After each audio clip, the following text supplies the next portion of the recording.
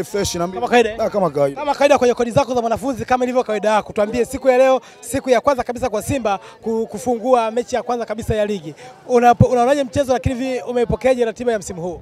Bwana, mimi naweza nikasema Simba yangu japo ilipoteza na dabi na mtani, lakini mimi naweza nikasema nikiangalia kule ugenini kimataifa ilifanya vizuri, na leo pia mimi naweza nikasema kwamba hatujatoka bado mchezoni, bado tutaendelea kucheza vizuri kama tulivyoimudu ile mechi ya kimataifa. Tunaanza msimu na kocha mpya, sio kocha aliyekuwepo pre-season. Unaona kwamba ataweza kuweza kufanya maajabu kwenye msimu huu ingawa kwamba yeye hajawaandaa wachezaji waliopo? Mimi huyu kocha sina wasiwasi naye kwa sababu timu ya taifa nimeangalia kafanya vizuri, mwendelezo wake pia ulikuwa vizuri. Kafeli wale jamaa wale Waarabu, kwa sababu wale jamaa wanaweza kusema ni mabingwa wa mpira wa Afrika, au sio? Kwa hiyo mimi naweza nikasema ule kocha leo anaweza kaimudu mechi fresh, na tunaanza msimu mzuri, tunaanza vizuri kabisa leo. Imani yako kwa kocha huyu ipo kwa kiasi gani? Imani yangu ni kubwa kwa sababu ina maana kwamba huyu kapewa kama mechi 3 mechi 4 tu.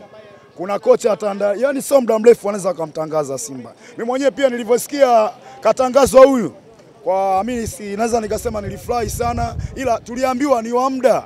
Sawa? Kwa hiyo nilifurahi sana kwa sababu niliambiwa wa muda, ina maana kwamba anaweza akachezesha mechi 2 3, ya 4 anakuja mechi ambayo kocha ambaye tunamtaraji ni kipenzi cha wana Simba, ambao atafundisha vizuri Simba, tutaenda vizuri na mwaka huu msimu huu tunachukua kombe uhakika kabisa.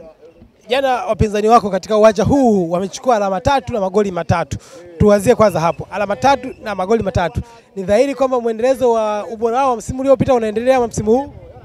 Mpira bwana, niliuangalia jana mpira wao kipindi cha kwanza. Yaani nimeona bora nikalale kwa sababu wamecheza mpira mbovu kabisa. Hata wanga wenyewe ambao walikuwa naangalia nao wakasema bwana, si tupo chini ya kiwango kabisa. Kwa hiyo mimi naweza nikasema Yanga hii ambao umecheza mpira jana, yaani kama tumebadilishana vile, ipo chini sana. Mimi naamini msimu huu Simba tunanyanyua mikwapa, tunachukua kombe, amini anakuambia. Kocha wao unampa miezi mingapi?